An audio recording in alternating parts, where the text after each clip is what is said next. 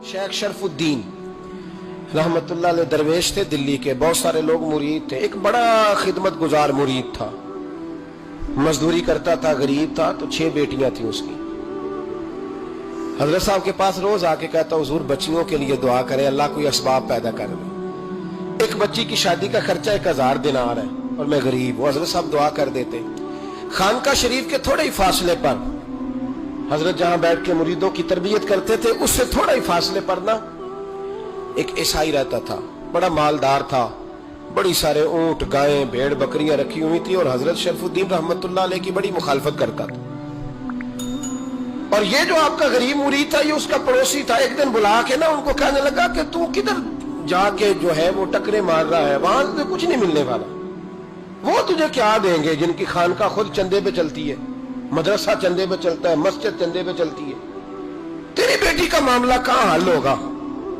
तो उस दरवेश ने कहा कि तू मेरे पीर को नहीं जानता, तू मुझे मेरा महबूब नहीं डिठा, तो पता नहीं ना, तू इस रास्ते का मुसाफिर नहीं, तू नहीं जानता। उनका बस चले ना तो वो हर कीमत में मेरी बेटियों की शादी करा दे। अब वो ईसाई था, कहने लगा अच्छा चलो ठीक है, अगर इतनी बात है ना तो जाओ उनसे जाके कह दो कि 6 साल के लिए मेरे साथ मुआहदा कर ले, वो मेरे जानवरों को चारा डाल दिया करे, 6 साल ड्यूटी करे, मैं 6000 दिनार दे देता हूं। वो मेरे साथ 6 साल मेरे जानवरों को चारा डाले, रखते हैं ना आप चारा डालने के लिए एडवांस पैसे दे के। अब तो लोग उन्हें भी गुलाम ही बना लेते हैं, बड़ी थोड़ी तनख्वाह देते हैं, जुल्म करते हैं, पूरा मुआवजा नहीं देते। हजरत शेख शरफुद्दीन के बारे में वो कहने लगा, जो अपने पीर से जाके कह के मेरे जानवरों को 6 साल चारा डाले, मैं 6000 दे देता हूं, तू जो कहता है हर कीमत पे जाने को तैयार है। उसने जब ये बात की तो मुरीद ने नाराज हो गया, वो लड़ाई हो गई, गिरबान पकड़ लिया, झगड़ा हुआ, बात बड़ी दूर गई। इस तरह की बात करता मेरे हजरत के बारे में, तेरे जैसे कई मैं वहां काम पे रखा दूं।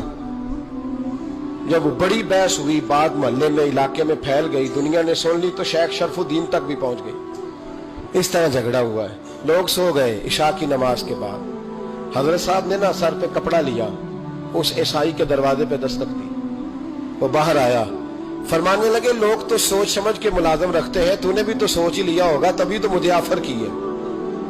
तू अपनी ऑफर पे कायम है? वाकई मुझे रख लेगा और 6000 दिनार दे देगा? कहने लगा जा बाबा काम कर अपना। फरमाया नहीं, तूने इतने लोगों में बात की, इतनी बहस हुई, तो कायम है? कहने लगा मैं तो कायम हूं, पर आपने नहीं कायम रहना।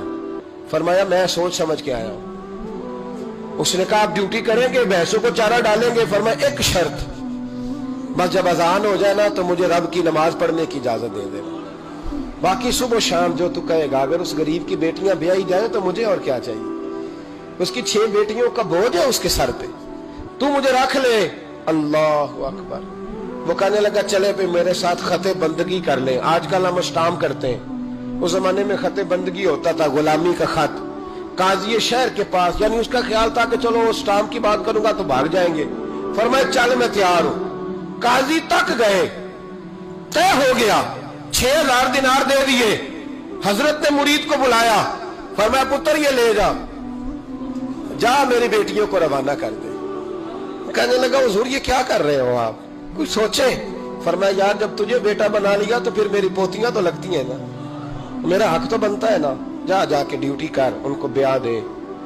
बात फैल गई, बादशाह भी अकीदतमंद था, वो 12000 दिनार लेके पहुंचा।